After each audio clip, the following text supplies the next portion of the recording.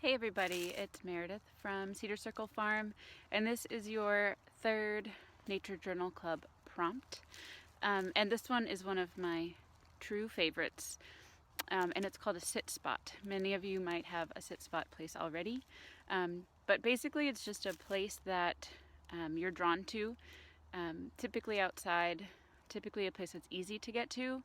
Basically with a sit spot, you sit in a spot. The point is that we're engaging our senses in this spot, and if we're relatively still and just kind of making observations in this spot rather than running around and playing, we'll save that for after, we can start to notice a lot more, not just with our eyes, but what we're hearing, what we're smelling, what we're touching. So I'm just going to kind of guide you through some ways that we can start to make observations. And there are things that we already know about, and those things are our senses. So the first sense we are going to make observations with is sight. And for this, what I want you to do is name 5 things, and you're going to be very specific. So rather than saying, I see 5 trees, you can say, I see that one tree with the branch that goes out at kind of that funny angle. You can also, using our sight, change our perspective. So what does it look like when you lay on your back and look up when you're in your spot? What does it look like when you take some steps back and zoom out? And what does it look like if you zoom in, like a little bit on a tree, or zoom in a tiny patch of the ground?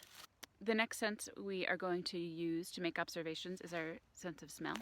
Take a couple of breaths, maybe just see what you can smell in the air. It's that time where I start to smell a lot of manure in my neighborhood. And then maybe reach for something around you, like a dried leaf or something. You can crush that up and smell that. Maybe there's a stick, or even on the bark of a tree, you can kind of scratch it and give that a smell and try to be descriptive. Does it smell familiar to you? And you can write down what you notice. I actually, in my sit spot, just noticed a fox running by. I can't flip my camera around, but because I'm being kind of still and quiet, and I know that there's a fox that lives in this neighborhood, I just saw it running by. So those are some special things that can happen in your sit spot. Okay, so we've got sight, we've got smell. One of my favorites is hearing. So when you are listening, what is the closest sound you can hear? So the sound that's closest to you. And then you're gonna listen to hear what is the farthest away sound. Pretend your ears are like the size of an elephant ear, and you can hear so well.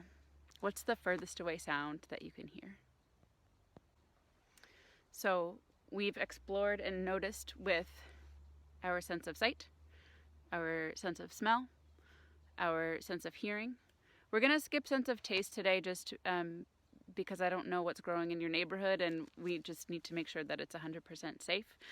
So we're going to skip that, maybe save your sense of taste for snack time.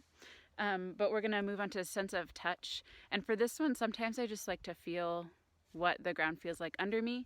And then I can start to feel any different branches or any bark on a tree near me, or the sidewalk or my driveway, what that feels like, and just write down those observations.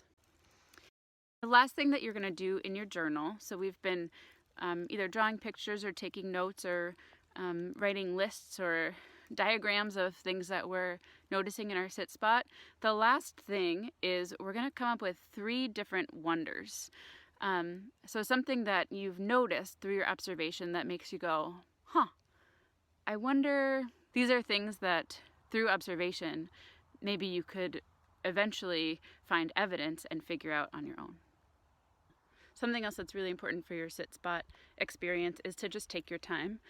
So if you're not hearing anything right away, maybe just wait a couple more minutes and see what you can hear if you just spend a little bit more time in your spot. It's also not essential that you sit. You can stand up, you can move around. So I hope you enjoy your sit spot practice. You can do this so many times, 3 times a week. 3 times a day. You can go in the morning, you can go when it's just about to get dark out. This is something you can do anytime. You could even do it in the rain. So I hope you enjoy your practice, and we look forward to seeing you soon. Have fun, nature journalers.